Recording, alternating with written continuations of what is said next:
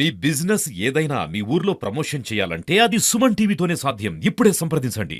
కేటీఆర్ గారు మళ్ళా మీరు అదే ఎక్స్ వేదికగా మళ్ళొక ట్వీట్ రేవంత్ రెడ్డి గారిని ఉద్దేశిస్తూ రాష్ట్రము ఈజ్ ఆఫ్ డూయింగ్ బిజినెస్ ర్యాంకింగ్స్లో టాప్ 10 స్థానాలలో కూడా లేకుండా పోవడానికి కారణం కాంగ్రెసేనని ఏదో ఒక ఇంగ్లీష్ పేపర్లో వచ్చినటువంటి ఆర్టికల్ని చూసి ఏమాత్రం దాని మీద ఎక్సర్సైజ్ చేయకుండా దాన్ని ఈ ర్యాంకింగ్స్ అనేది ఏ ప్రాతినిధికంగా తీసుకుర్రు ఈ ర్యాంకింగ్స్ని అనేది ఆలోచన లేకుండా మీరు ఎక్స్ ప్లాట్ఫామ్లో మీరు ఆ ట్వీట్ చేయడం అనేది మీ యొక్క విఘ్నతకే వదిలేస్తున్నాము.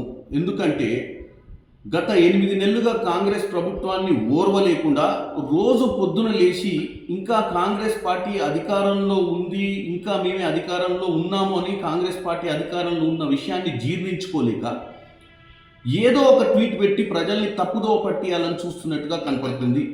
ఎందుకంటే బిజినెస్ రిఫార్మ్స్ యాక్షన్ ప్లాన్ 2022 ఏదైతే గ్రాఫ్ తీసుకొని అప్పుడున్నటువంటి విధి విధానాలను తీసుకొని ఇప్పుడు డిక్లేర్ చేయడం జరిగింది. అంటే బీఆర్ఎస్ ప్రభుత్వం ఉన్నప్పుడు జరిగినటువంటి కార్యాచరణ ఈ రిఫార్మ్స్ని ఏదైతే 2022 రిఫార్మ్స్ని తీసుకొని ఇప్పుడున్నటువంటి ఈ ఆర్టికల్ రావడం జరిగింది. కానీ కేటీఆర్ గారు అది ఏది పట్టించుకోకుండా దాని గురించి ఏది కనుక్కోకుండా ఆవేశపడిపోయి ట్వీట్ చేసిర్రు. ఇక నుంచి అయినా కేటీఆర్ గారు ఏదైనా ట్వీట్ చేసేటప్పుడు కానీ ఏదైనా మాట్లాడేటప్పుడు కానీ సరియైన నివేదికలు తెప్పించుకొని సరియైన గ్రౌండ్ వర్క్ చేసి చెప్పాలని కోరుకుంటున్నా.